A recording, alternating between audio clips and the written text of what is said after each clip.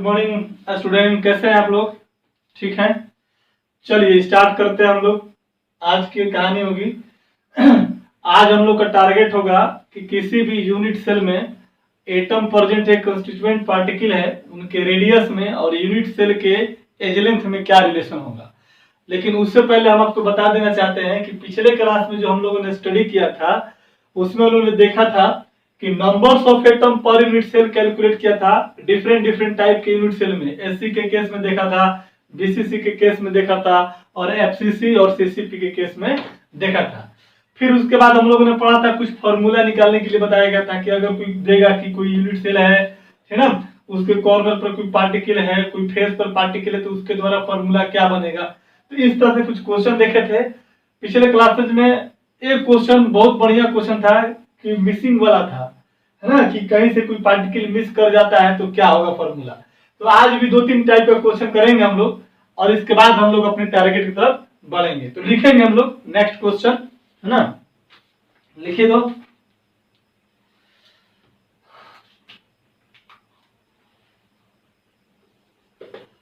लिखेंगे in a cubic unit cell, in a cubic unit cell 7 of the 8 corner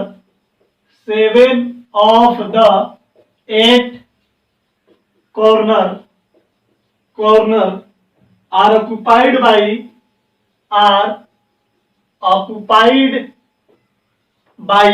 दिखाई दे रहा है ना sir, occupied by a atom, ठीक है ना,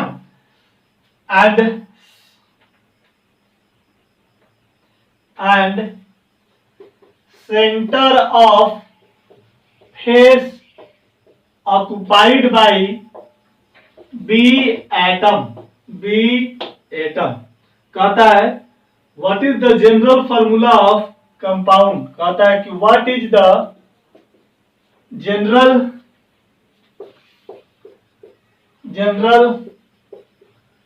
फॉर्मूला ऑफ कंपाउंड बताना। कह रहा है क्या कि कोई भी यूनिट सेल है, क्यूबिक यूनिट सेल बोल रहा है, ठीक है। कहता है कि 7 of the 8 corner are occupied by a atom। कहता है कि किसी भी क्यूबिक यूनिट सेल में 8 कॉर्नर होता है। 8 कॉर्नर में से 7 कॉर्नर जो है ए एटम के द्वारा ऑक्युपाइड है और कहता है क्या कि बी एटम के द्वारा सारा का सारा क्या है, फेस ऑक्युपाइड है, ठीक है।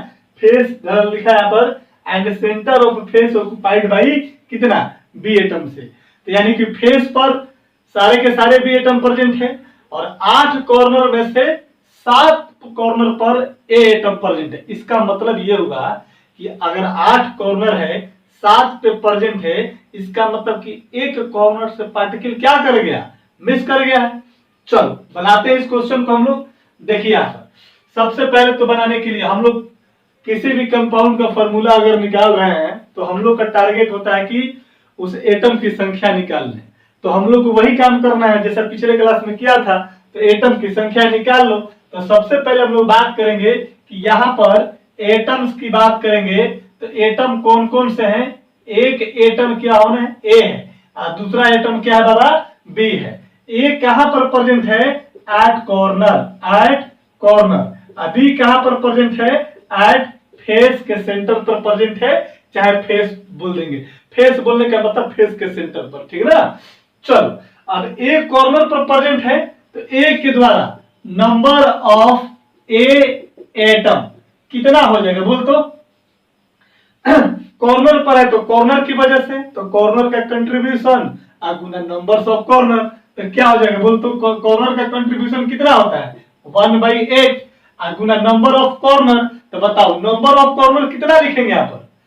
कहता है क्या, in a cubic unit cell 7 of 8 corner, 8 corner में से 7 कॉर्नर पर ही ए एटम प्रेजेंट है। मतलब कि 8 कॉर्नर पर जो ए एटम थे उसमें से एक एटम क्या कर गया, मिस कर गया। यानी कि बोल सकते हैं कि यहाँ पर 8 लिख सकते हैं number of corner, total corner.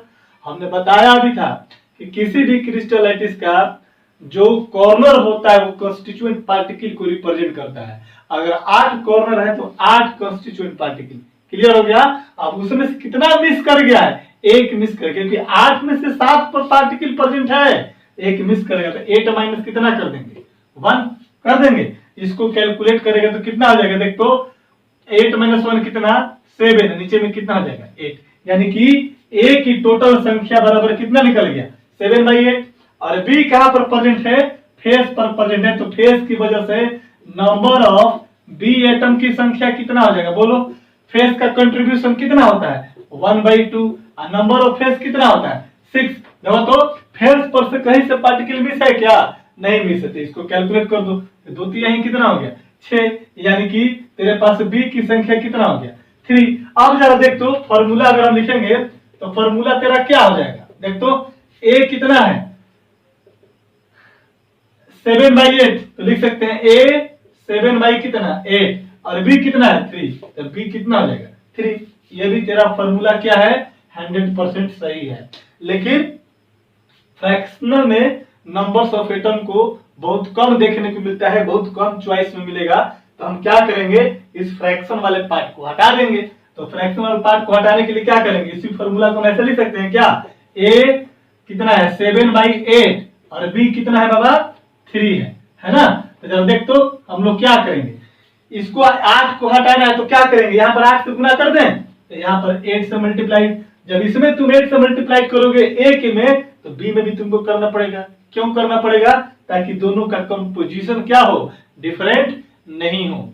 आई बात समझ में? तो यहाँ पर भी कितना कर देंगे? 8 से 8 कैंसिल हो जाएगा। तो ए के नीचे कितना बच गया? 7। तो ए हो गया 7। अभी कितना हो गया? 8 का 24, यानी बी कितना हो गया? 24। तो ये वाला जो चॉइस होता है ना, ये वाला जो ऑप्शन आपको बहुत बार मिलेगा, मैक्सिमम। लेकिन ये भी अगर कोई बच्चा बनाता है तो उसका गलत नहीं माना जाएगा। ठीक है, नोट कीजिए। नेक्स्ट क्वेश्चन देखते हैं।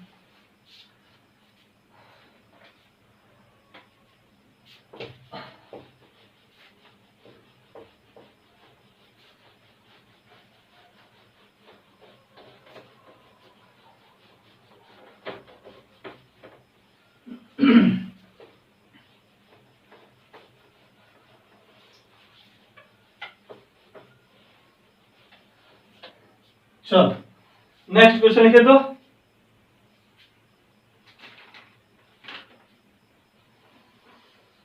होमवर्क है लिखे तो। नेक्स्ट क्वेश्चन कहता है कि इन फिगर शोन, कहता है कि इन फिगर शोन, कॉमा कर दीजिएगा, the location of constituent particle, the location of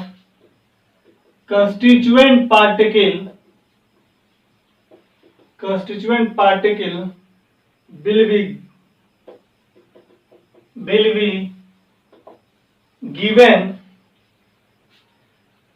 कहता है find the formula of crystal या कंपाउंड, जो भी बोले क्वेश्चन में, ठीक ना? कंपाउंड, ठीक ना? फिगर में बनाता हूं, देखिए उसमें क्या क्या दिया हुआ आपका। यहां पर एक फिगर है,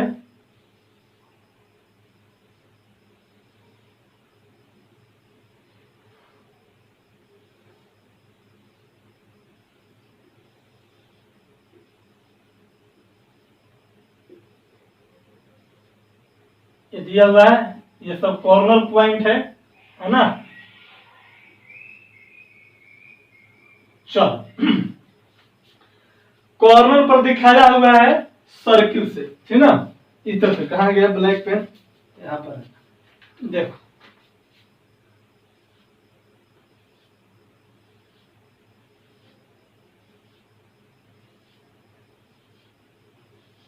ठीक ना?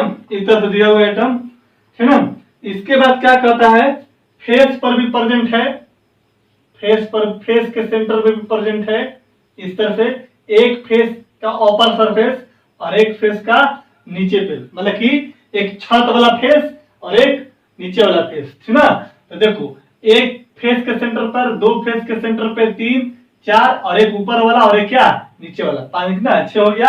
अब देखो क्या कहता है, यहां पर भी पार्टिकल तुमको दिया हुआ है, इसको हम बनाते हैं आपको ब्लू से, स्क्वायर टाइप का दिया हुआ है यहाँ पर किनारे पर, ठीक ना।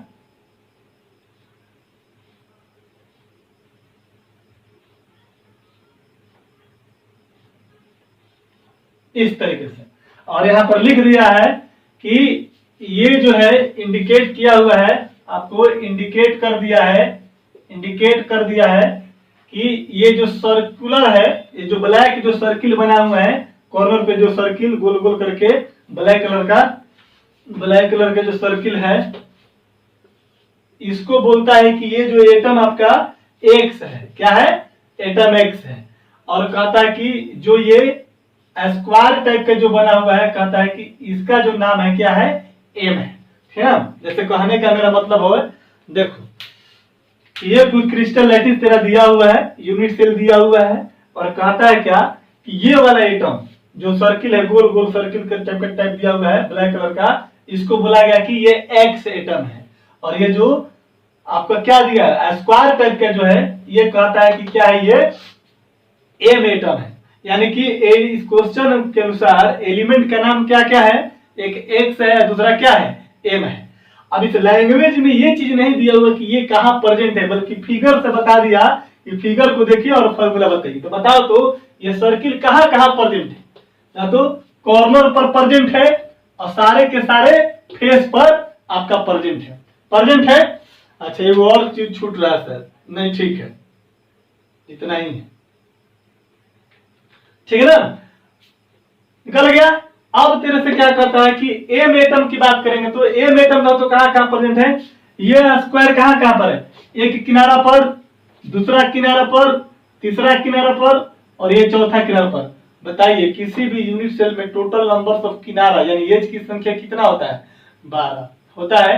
अब 12 में से कितना प्रेजेंट है 4 पर प्रेजेंट है, तो बाकी कितना मिस कर गया होगा 8 मिस कर गया होगा। टोटल नंबर ऑफ किनारा कितना भाई 12 में से मात्र 4 किनारे पर ये एम प्रेजेंट है। इसका मतलब कि 12 में से 4 प्रेजेंट है, 8 क्या कर गया होगा मिस कर गया होगा, तो नहीं निकल जाएगा। तो दिखा दो यहाँ पर कर देते हैं। एटम कौन कौन सा है तेरा, एटम से तेरे पास 2, एक है तेरे पास कौन सा एक्स है और दूसरा कौन सा एम है। अब देखो तो एक्स कहाँ कहाँ प्रेजेंट है, एक्स प्रेजेंट एट कहाँ कहाँ, देख तो पहले तो कॉर्नर पर प्रेजेंट है, याद आ रहा है प्रेजेंट एट कॉर्नर, और कहाँ कहाँ प्रेजेंट है कॉर्नर पर प्रेजेंट है, और देख तो फेस के सेंटर पर प्रेजेंट है, कॉर्नर एंड कहाँ पर फेस सेंटर प्रेजेंट है। चलो इसलिए यहाँ पर ऐसे बना देता हूं, पहले एक्स की संख्या निकाल लो, इसलिए नंबर ऑफ एक्स का वैल्यू कितना हो जाएगा, कॉर्नर की वजह से निकालेंगे तो कितना बोल 1/8, गुना नंबर्स ऑफ कॉर्नर कितना होता है 8, प्लस फेस का कंट्रीब्यूशन कितना 1/2, गुना नंबर ऑफ फेस कितना होता है 6 होता है ना। देख तो यहाँ पर कैलकुलेट कर दे 1 और 1 कट गया कितना बार में 3 बार में, तो 1 और 3 कितना हो गया 4, यानी कि तेरे पास एक्स की संख्या कितना हो गया 4। अब बात करेंगे एटम किसके लिए एम के लिए, तो एम कहाँ कहाँ प्रेजेंट है जरा देख तो, एम प्रेजेंट है किनारा पर किनारा पर किनारा पर, यानी कि एम सिर्फ और सिर्फ कहां पर प्रेजेंट है एज पर प्रेजेंट है। तो लिखेंगे यहाँ पर प्रेजेंट एट कहां पर एम पर, sorry present at edge centre, इसलिए नंबर ऑफ एम एटम की संख्या कितना हो जाएगा, एज पर प्रेजेंट है तो एज के कंट्रीब्यूशन कितना होता है बोलो 1/4 गुना टोटल नंबर्स ऑफ एज। तो बताओ मात्र 12 में से 4 पर ही प्रेजेंट है, 8 क्या कर गया मिस कर गया, तो हम लिख सकते हैं कितना 12 माइनस कितना मिस करवा दें ताकि 4 बच जाए 8, ये हो गया तेरे पास, कोई दिक्कत है नहीं ना। चल यहां से कट करेंगे तो देख तो बाबू कितना हो जाएगा बोल तो, ये हो जाएगा तेरे पास 1/4 और 12 में से 8 घटा देंगे तो कितना बच गया? 4 बच जाएगा। तो ये कैंसिल हो जाएगा तो कितना बचेगा? 1 हो जाएगा। तो कितना हो जाएगा बताओ तो? फॉर्मूला देखते हैं यहाँ पर। ये तेरे पास आ गया m बराबर कितना हो जाएगा? m बराबर आ गया तेरे पास 1 और x बराबर कितना हो जाएगा तेरा? बोलो तो। x बराबर कितना निकाला था? 4 हो जाएगा। तो फॉर्मूला कितना हो जाएगा? mx कितना? 4। क्लियर है? एक बार फिर से देख लो, है ना। ये क्वेश्चन आपका जेई 2012 का पूछा हुआ क्वेश्चन है ना। जेई 12 का पूछा हुआ क्वेश्चन है, ठीक ना। देखो हम लोग को क्या किया कि क्वेश्चन में लोकेशन नहीं दिया हुआ है, फिगर बना कर दे दिया है। इस तरह से लोकेशन है और आपको इसको बनाना है। 2 पार्टिकल है, 2 एटम है। एक एटम का नाम क्या है? एक्स है और दूसरा का नाम क्या है? एम है। एक्स कहाँ कहाँ प्रेजेंट है? एक्स कॉर्नर पर प्रेजेंट है और फेस पर प्रेजेंट है। 8 कॉर्नर पर प्रेजेंट है, 6 फेस पर। लिख दिया कि एक्स प्रेजेंट है कॉर्नर और प्लस कहाँ पर? फेस पर। तो कॉर्नर की वजह से एटम प्लस फेस की वजह से एटम निकल जाएगा। यह हो जाएगा कॉर्नर का कंट्रीब्यूशन 1/8 इंटू 8 और फेस का कंट्रीब्यूशन 1/2 इंटू कितना? 6। ये कैंसिल हो जाएगा 1, ये कितना? 3। 1 प्लस 3 कितना आ जाएगा वैल्यू? 4। यानी एक्स का वैल्यू कितना आ गया? 4। अब एम कहां पर प्रेजेंट है? As per. देख तो ये वाला जो आपका रेक्टेंगल, सॉरी क्या है ये? स्क्वायर टाइप का है। एक किनारा पर, दूसरा किनारा, तीसरा किनारा और चौथा किनारा। टोटल नंबर ऑफ 12 किनारे होते हैं किसी यूनिट सेल में। तो 12 में से 4 पर प्रेजेंट है, इसका मतलब कि 8 मिस कर गया होगा। तो 12 में से क्या किया मैंने? 8 को घटा लिया। एज का कंट्रीब्यूशन कितना होता है? 1/4। तो 12 में से 8 घटा दो तो कितना बचा? 4। तो 1/4 और 12 में से हट गया 4, 4 4 कैंसिल हो गया। तो कितना हो जाएगा बोल तो? m का वैल्यू 1, x का वैल्यू 4 हो जाएगा। तो फॉर्मूला हो गया mx कितना? 4। ठीक है, नोट कीजिए। चलिए यहां तक थे, इस तरह से क्वेश्चन थे, ठीक ना। हमने दिखा दिया आपको मिला करके कि एज पर से भी पार्टिकल मिस कर गया, फेस के सेंटर में से भी पार्टिकल मिस कर गया और कॉर्नर से भी पार्टिकल मिस कर गया। तो फॉर्मूला क्या आता है? कॉपर एजीएल, कोई एटल एटम मेटल बोल करके कोई कोई ये मेटल है, ये यहाँ प्रेजेंट है, वो वहां प्रेजेंट है, तो आप इसका निकाल लो फॉर्मूला। तो वही निकल गया एलओए का फॉर्मूला। तो इतना सारे टाइप का मैंने क्वेश्चन बता दिया, ठीक ना। अब क्या करता हूं मैं कि 3-4 क्वेश्चन में देता हूं, आप इसको होमवर्क करना, ठीक है ना। तो चलो इसको नोट करो जल्दी से।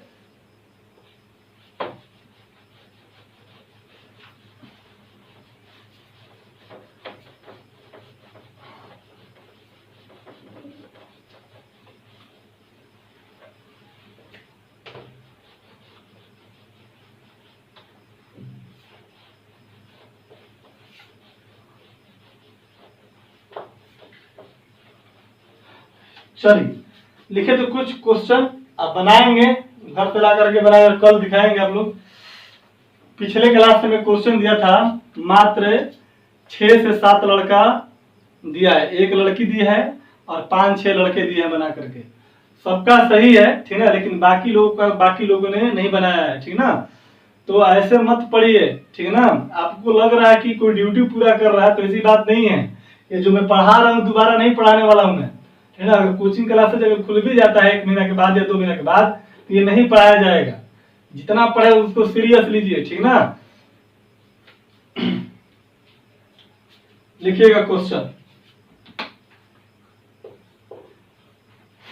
क्वेश्चन लिखो। हो गया यहाँ पर मतलब गिवन इन गिवन फिगर को FIG शॉर्ट में कर दिया हूं। The unit cell structure, the unit cell structure of compound is shown below. कहता है फिगर देखो,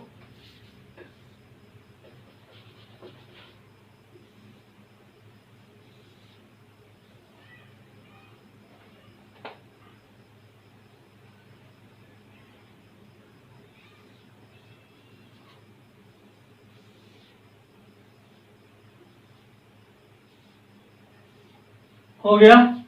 अब देखो यहाँ पर कौन कौन से पार्टिकल है।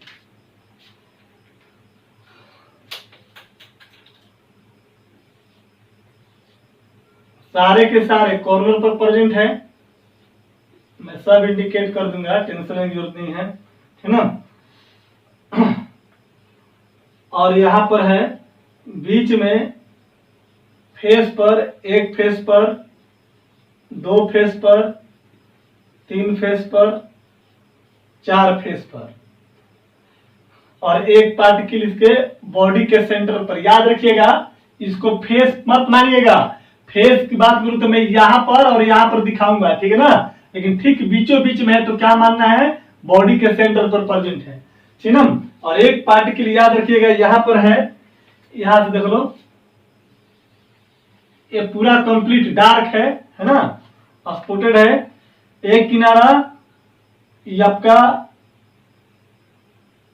दो किनारा, तीन किनारा, चार किनारा, पांच किनारा, है ना, छह किनारा, और ये सात किनारा, और ये हो गया आपका आठ किनारा।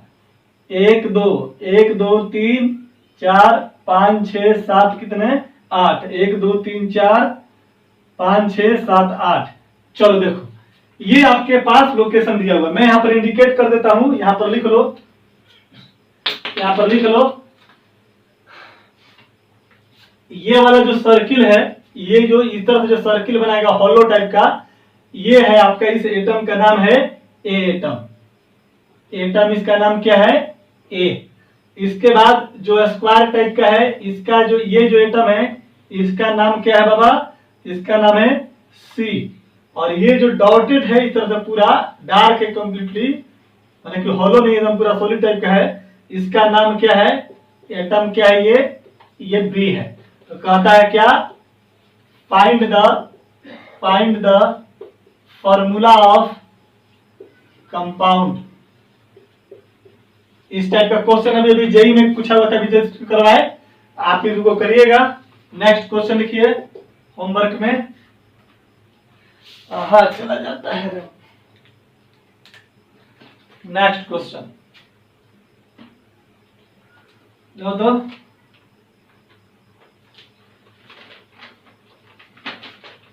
इन एफसीसी अरेंजमेंट, कह रहा क्या, in FCC arrangement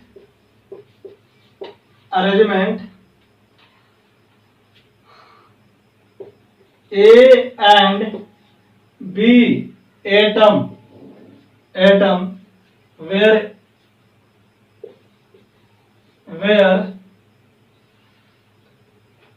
A present at the corner and B at the face center कर रहा है फुल स्टॉप। कहता है the a atom missing from four corner from unit cell, ठीक ना। तो कहता है what is the simplest formula of the compound. कहता है what is the simplest formula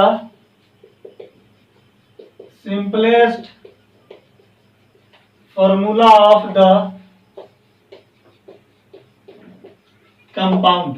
बन जाएगा, इसको भी आप क्या करना, बनाना, ठीक ना। चलो नेक्स्ट क्वेश्चन लिखा जाएगा, यहाँ पर लिखो, यहाँ दिखा जाएगा ना। देखो next question, a cubic unit cell, a cubic unit cell is made up of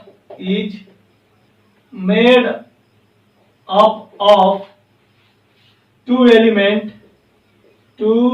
element P and Q, ठीक ना,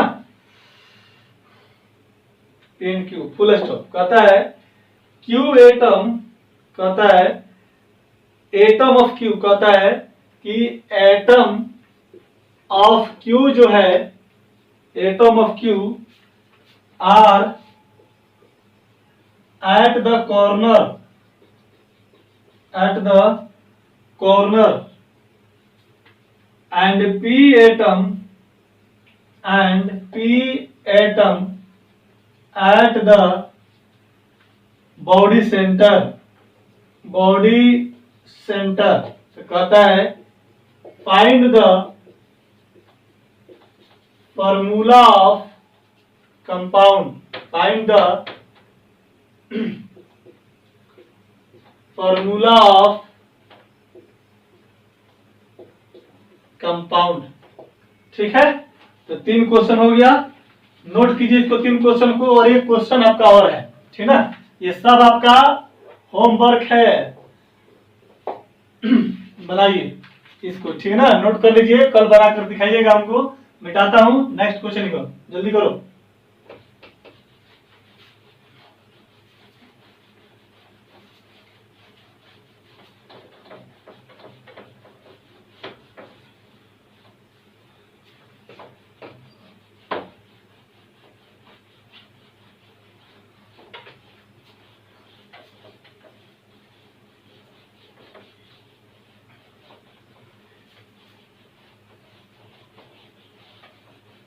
नेक्स्ट क्वेश्चन बताओ। नेक्स्ट क्वेश्चन कहता है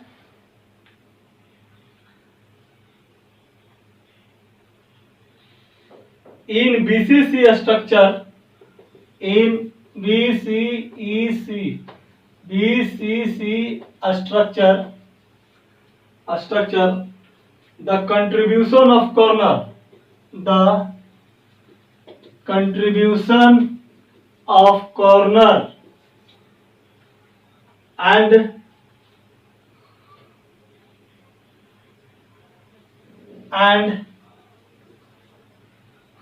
in BCC structure the contribution of corner and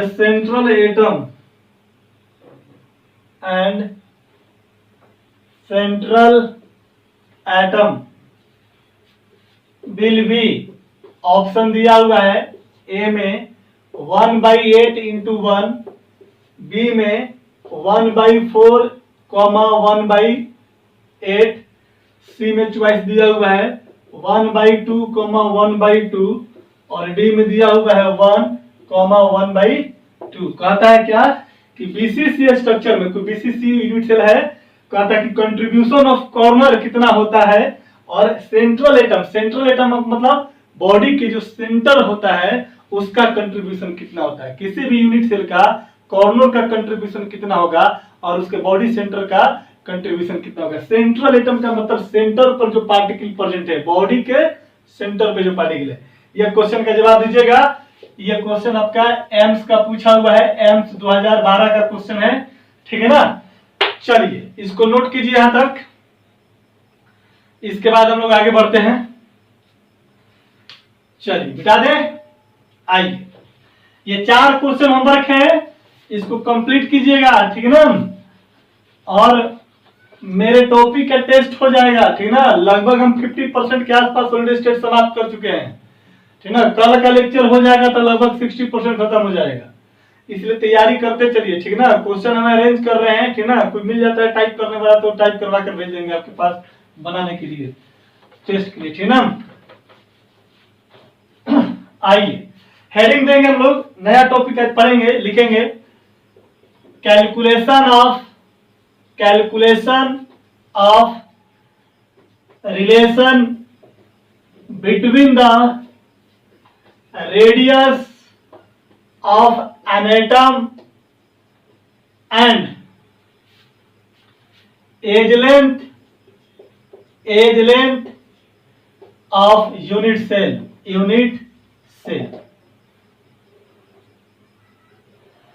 हम लोग को आज का कहानी करना था कि कोई यूनिट सेल दिया हुआ है, है ना, अलग अलग टाइप का यूनिट सेल पढ़े, कोई पूछेगा एफसीसी है, बीसीसी है, सिंपल क्यूबिक है, और उसमें बोलेगा कि उस यूनिट सेल का रेडियस दिया हुआ है एटम का, तो बोलेगा कि उस यूनिट सेल का एज लेंथ निकालिए, सेल लेंथ निकालिए, या यूनिट सेल लेंथ का वैल्यू निकालिए, ठीक है ना, यानी कि एक्सियल डिस्टेंस की बात करेगा।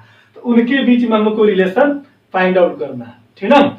आइए हम लोग बात करते हैं, सबसे पहले स्टार्ट करते हैं, ए में लिखेगा for simple cubic unit cell के लिए, ठीक ना। तो सिंपल क्यूबिक यूनिट सेल के लिए हम लोग क्या करेंगे, तो देखो सबसे पहली बात यह है कि जो भी यूनिट सेल बोलेगा उस यूनिट सेल से आप क्या पता कर लोगे, कंस्टिट्यूएंट पार्टिकल की पोजीशन बात कर लोगे।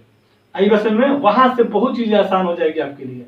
अगर मैंने बोला कि यूनिट सेल सिंपल क्यूबिक है, इसका मतलब यह हुआ कि कंस्टिट्यूएंट पार्टिकल सिर्फ और सिर्फ कहां पर प्रेजेंट होंगे, कॉर्नर पर प्रेजेंट होंगे। क्लियर है, यहां पर लिख सकते हैं कि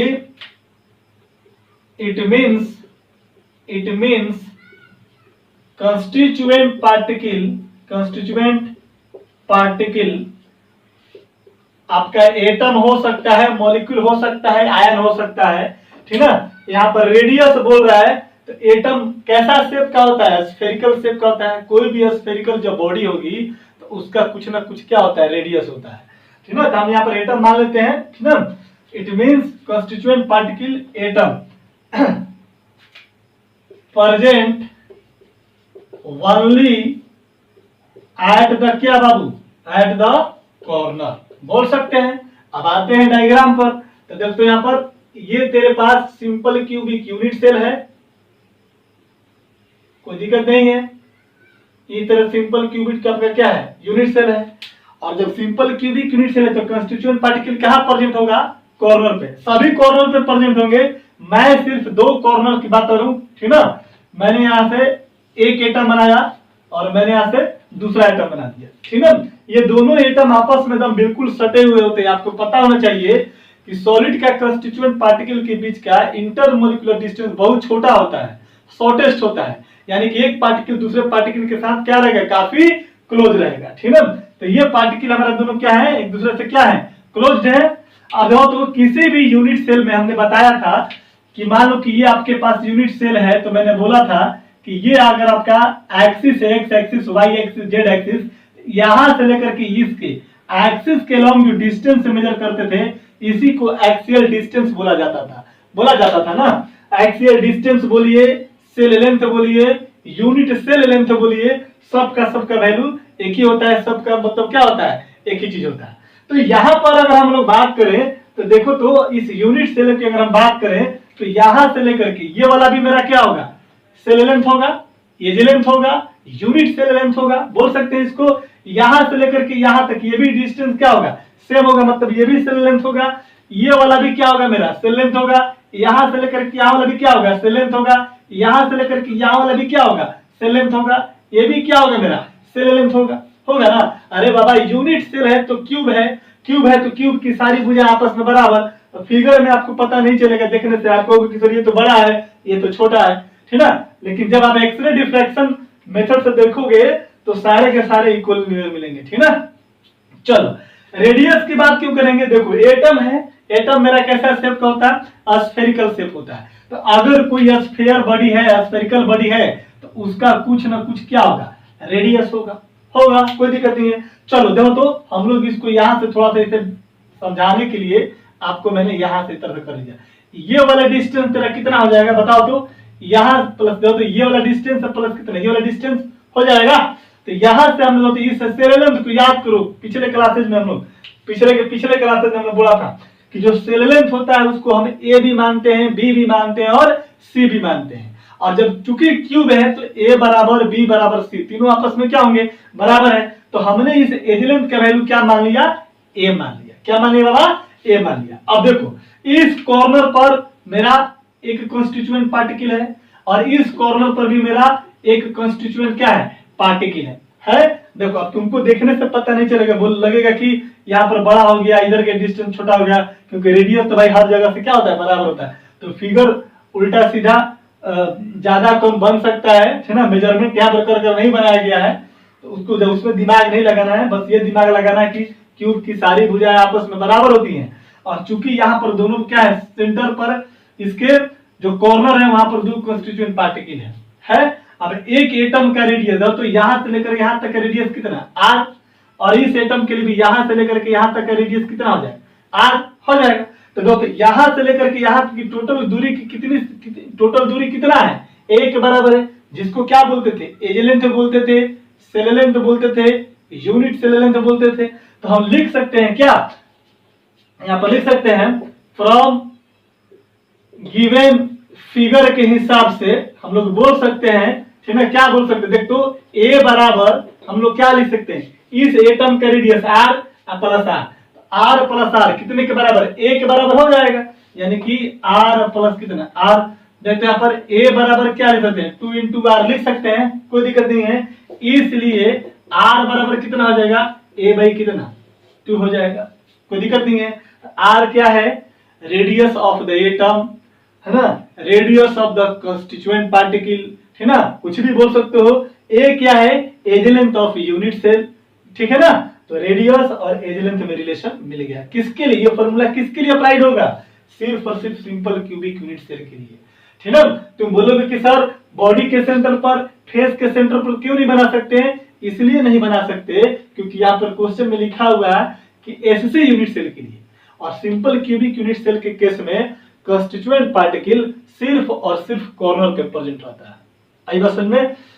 रेडियस की बात क्यों करेंगे, क्योंकि एटम हमारा स्फेरिकल है, कोई भी पार्टिकल अगर स्फेरिकल हो, कोई भी बॉडी स्फेरिकल हो, तो उसका कुछ ना कुछ क्या होता है, रेडियस होता है। क्लियर है। तो यहाँ से सिंपल क्यूबिक यूनिट सेल के लिए आपने क्या निकाल दिया, रेडियस और edge length variation. Small r को रेडियस बोलते हैं और ए को क्या बोलेंगे, यूनिट सेल का एज लेंथ बोलेंगे।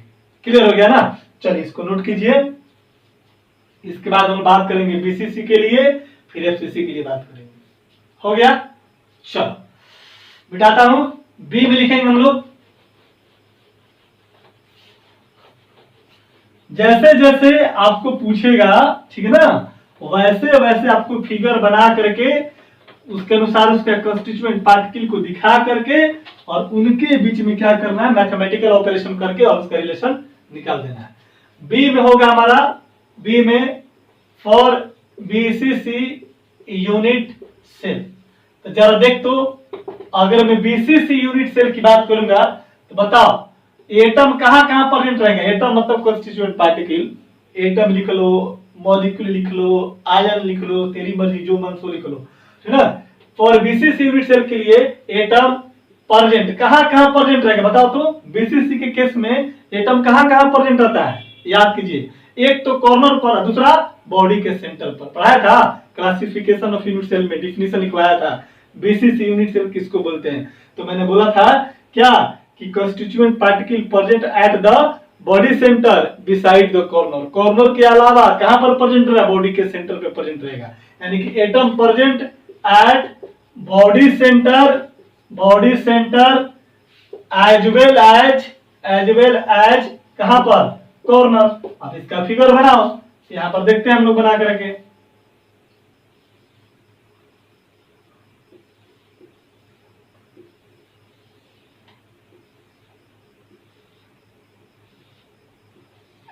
हो गया, कोई दिक्कत नहीं है। इस तरीके से चलो, ज्यादा सब जगह कहीं से भी कोई भी चीज उठा कर बना सकते हो, उसमें कोई दिक्कत नहीं है, ठीक है ना। बस हम आपको अपना तरीका से, जैसे एनसीईआरटी में दिया हुआ उसमें कहीं से भी अपना मान लेते हैं। हमने मान लिया कि यहाँ पर ये कॉर्नर है, सबके लिए करने जरूरत नहीं है, जहां तक वो कैलकुलेशन निकल जाए, हर जगह से कैलकुलेशन आपका सेम ही आएगा, ठीक ना। देखो यहाँ पर एक कॉर्नर है, तो इस कॉर्नर पर हमने एक कंस्टिट्यूएंट पार्टिकल बना दिया। यहाँ पर कॉर्नर है, यहाँ पर भी मैंने एक कंस्टिट्यूएंट पार्टिकल बना दिया, कोई दिक्कत नहीं है। और जरा देख तो ये सेंटर है, बीचों बीच में सेंटर है, तो हमने यहाँ पर भी एक कंस्टिट्यूएंट पार्टिकल इस तरह से बना दिया, कोई दिक्कत नहीं है। तो देख पार्टिकल कॉर्नर पर भी प्रेजेंट हो गया, अब पार्टिकल बॉडी के सेंटर भी प्रेजेंट हो गया, तो हम लोग इसको बीसीसी यूनिट सेल बोल सकते हैं, कोई दिक्कत नहीं है। चलिए आ जाते हैं हम लोग। तो हम क्या करेंगे कि यहाँ पर एक डायगोनल बनाएंगे। क्या बनाएंगे मेरे भाई, डायगोनल बनाएंगे इस तरीके से। हाइपोथेटिकली अपने मन से किया है। क्यों किया अपने मन से? फॉर्मूला निकालना है मेरे को, ठीक ना। आप भी अपने मन से कर रहे हैं, मैंने ऐसे बनाया, तुम ऐसे बनाओ, तुम ऐसे बनाओ, कोई फर्क पड़ने वाला नहीं है। बस हमेशा ध्यान रहना चाहिए कि एक एटम बॉडी के सेंटर पर जरूर होना चाहिए। ये नहीं कि फेस के सेंटर पर तुम बना दो तो फेस सेंटर में निकल जाएगा, तो बॉडी के सेंटर में होना चाहिए, कॉर्नर पर होना चाहिए, ठीक ना। तुम यहाँ पर भी ले सकते हो, यहाँ पर भी ले सकते हो, यहाँ पर भी एटम बना सकते हो, उससे कोई फर्क पड़ने वाला नहीं है, कहीं से भी लेकर के तुम निकाल सकते हो फॉर्मूला, ठीक ना। तो चलो तो हम लोग तो यहाँ पर दो तरह का ट्रायंगल बन गया। एक ट्रायंगल बना तेरा ये वाला ट्रायंगल, इस तरीके से बना। इसका तुम नाम देना, नाम दे दो। इस पॉइंट को मान लो ए, इस पॉइंट को मान लो बी, और इस पॉइंट को क्या मान लो? सी मान लो। और एक ट्रायंगल तेरा बन गया ये वाला, इस तरीके से। इस ट्रायंगल को तुम मान लो क्या मान लो? डी मान लो। मतलब कि एक ट्रायंगल बन गया ए बी डी, और एक ट्रायंगल बन गया ए बी सी में। तो लिखेंगे, अच्छा देख तो यूनिट सेल है, क्यूब है, सारी की सारी भुजाएं आपस में क्या होंगी? बराबर। यानी कि ये वाला डिस्टेंस यहां से लेकर कितना? ए भी होगा। यहां से लेकर के ये वाला डिस्टेंस कितना होगा? ए भी होगा। यहां से लेकर के ये वाला डिस्टेंस कितना होगा? ये भी ये होगा। आएगा समझ? ये वाला डिस्टेंस कितना होगा? ये भी ये होगा। ये वाला डिस्टेंस कितना होगा? ये सारे के सारे एज लेंथ तो हो जाएगा। तो चलो देख तो ये हमारा ये चीज समझो। इसको पहले नीचे वाला जो सरफेस है इस तरीके से, और हमने यहाँ पर इस तरीके से डायगोनल बनाया। तो देखो तो ये राइट एंगल ट्रायंगल का फॉर्मेशन करता है। और जब राइट एंगल ट्रायंगल का फॉर्मेशन करेगा तो देखो ये वाला मेरा हाइपोटेनस की तरह काम करेगा। क्या मैं लिख दे रहा हूं, कैसा काम करेगा? हाइपोटेनस की तरह काम करेगा। और जब हाइपोटेनस की तरह काम करेगा तो हम बोल सकते हैं पाइथागोरस थ्योरम से क्या बोल सकते हैं? AB का स्क्वायर बराबर AD का स्क्वायर प्लस क्या? BD का स्क्वायर। कर्ण का स्क्वायर बराबर कितना होता है? लंब का स्क्वायर प्लस आधार का स्क्वायर बोल सकते हैं। यानी कि लिख सकते हैं कि इन अ ट्रायंगल पहले इसको बनाता हूं DAB में, है ना, DAB में, इन ट्रायंगल DAB में। देख तो क्या लिख सकते हैं बोल तो? लिख सकते हैं AB का स्क्वायर बराबर कितना लिख सकते हैं बाबू?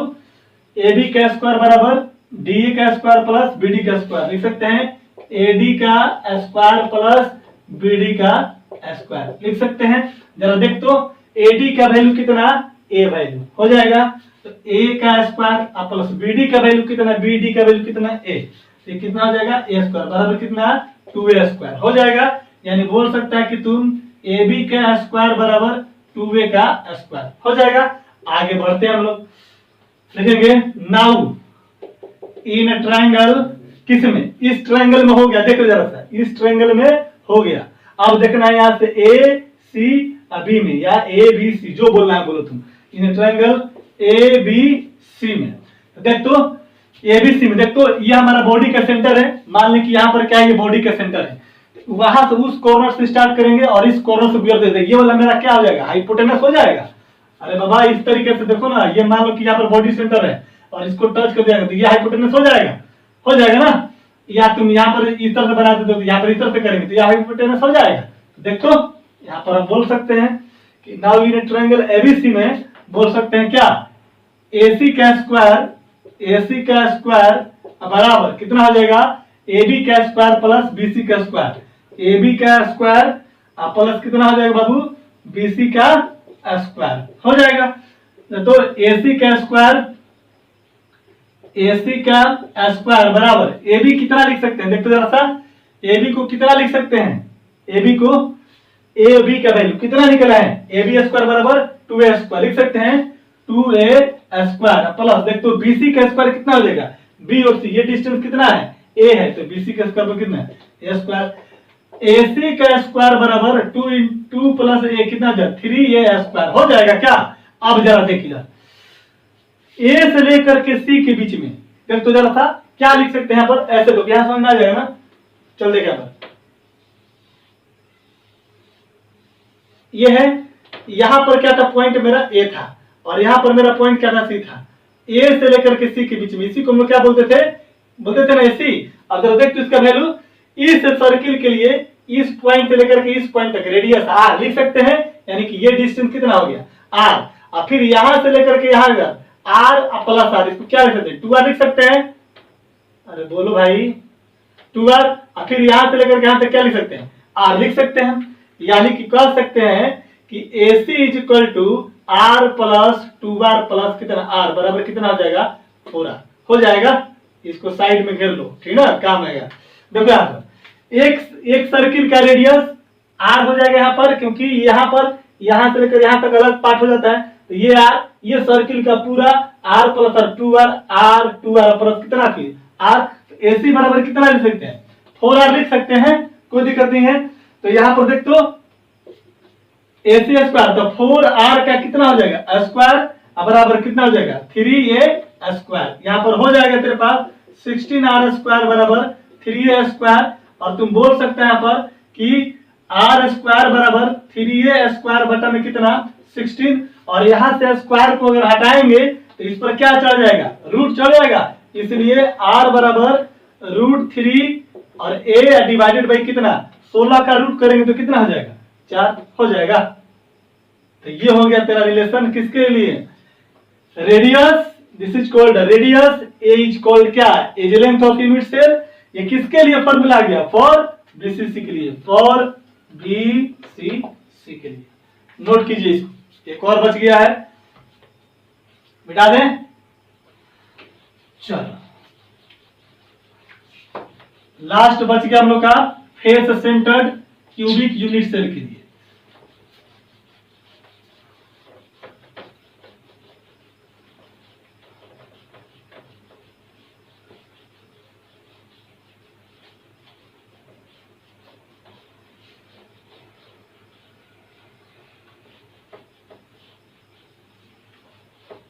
चलिए लिखेंगे सी में फॉर FCC यूनिट सेल। अगर मैं बात करूं कि FCC बोल दिया, इसका मतलब क्या हो जाएगा एटम प्रेजेंट एट, कहां कहां प्रेजेंट होगा, एक तो कॉर्नर पे और दूसरा कहां प्रेजेंट है फेस के सेंटर पे, present at corner and face centre हो जाएगा, उसी को बोलते हैं क्या FCC यूनिट सेल। तो फिगर बनाओ,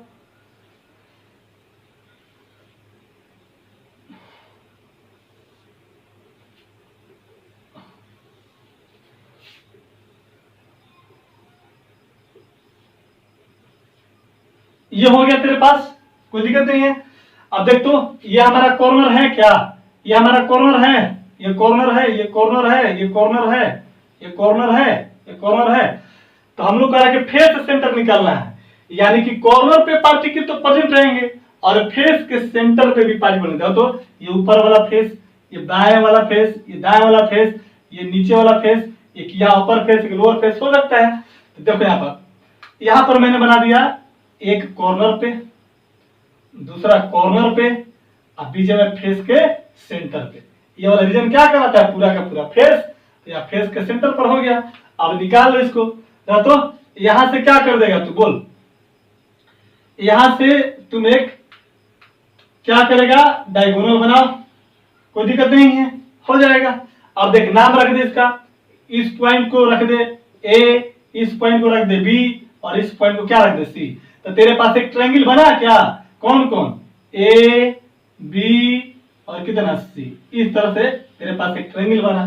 तो देख तो ये BC तेरा हाइपोटेनस, ये तेरा बेस, और ये तेरा क्या हो गया परपेंडिकुलर। तो लगा दे पाइथागोरस थ्योरम से, क्या हो जाएगा इन a given, in a triangle कर लो, इन अ ट्रायंगल ABC में हम बोल सकते हैं, क्या बोल सकते हैं बाबू, BC का स्क्वायर बराबर AB का स्क्वायर, AB का स्क्वायर अब प्लस कितना हो जाएगा AC का स्क्वायर हो जाएगा, AC का स्क्वायर।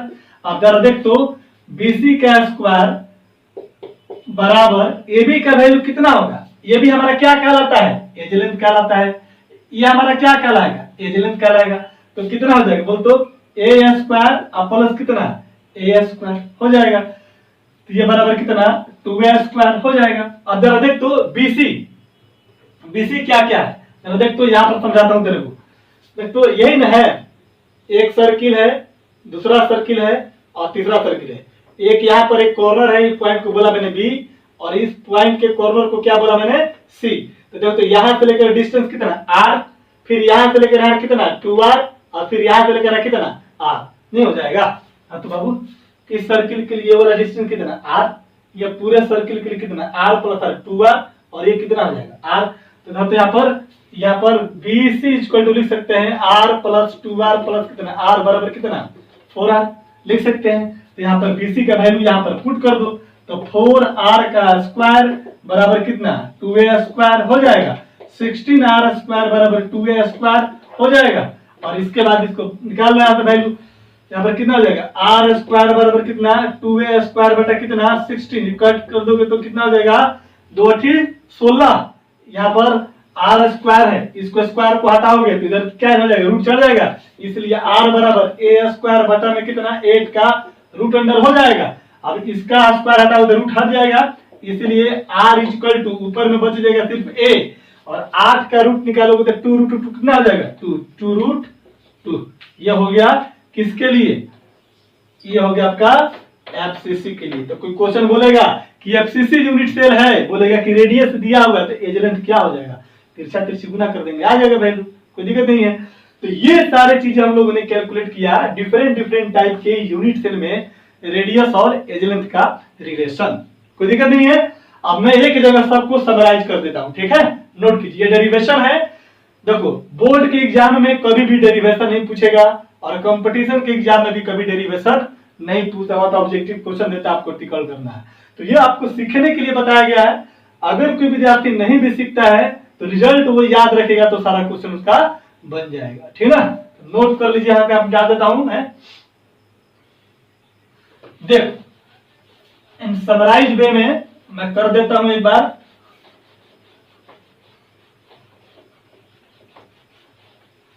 देखेंगे यहाँ पर स्टार देकर करेंगे, relation between radius and edge length of unit cell, unit cell याद रखिएगा।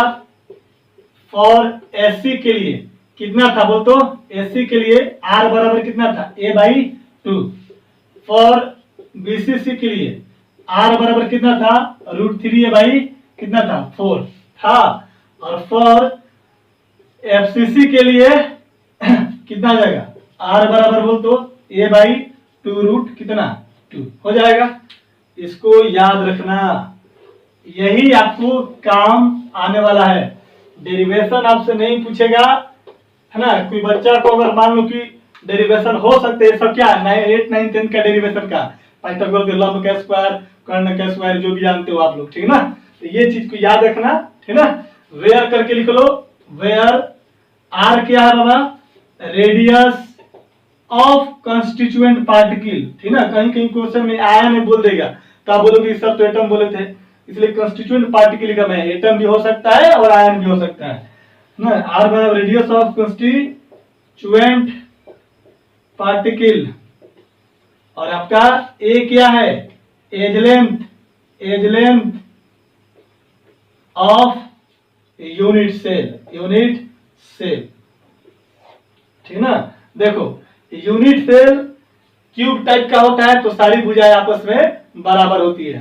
तो तुम ए लिखो, बी लिखो, सी लिखो, कुछ भी लिख सकते हो, उससे कोई फर्क पड़ने वाला नहीं है, लेकिन बुक्स वगैरह में एक की बात किया गया है, ठीक ना।